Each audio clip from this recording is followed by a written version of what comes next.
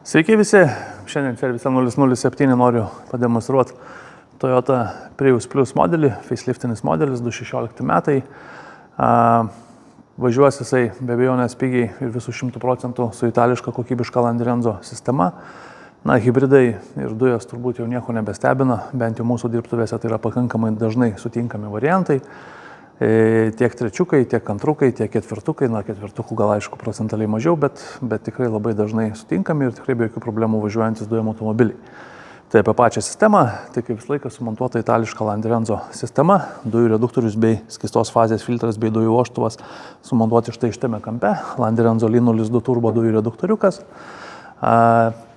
specialus Landirenzo dujinės fazės filtras su surinkimu, kad surinktų kiek įmanoma daugiau dervų, kad apsaugotume purkštukus. Dujiniai purkštukai sumontuoti štai šitoje vietoje, po variklį dengiančių gaubtų. Pats gaubtas truputėlį be abejonės padaryti pakelimai, bet jisai tvirtai, tai jų taškų laikosi, be jokių problemų.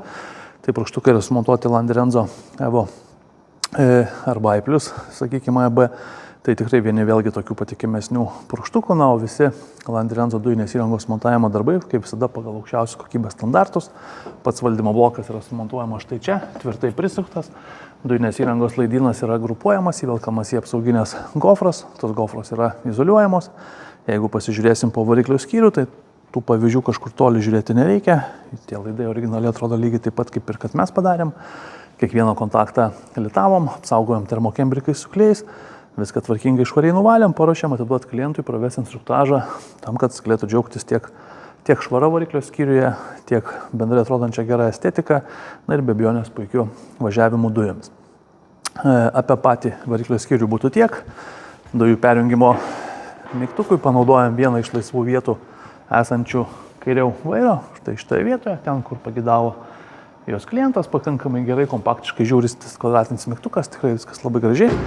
Pildymas prie benzino užpilimo, tvarkingai, nenaudojam savisregių, naudojam varžtus iš galo poveržlės tam, kad neišsiklibintų, nepradėtų klibėti, išvengtume korozijos ir panašiai. Be abejonės viską padengiam aplinkui antikorozinėm medžiagom, tam, kad tų problemų kažkokių nekiltų ir ateityje.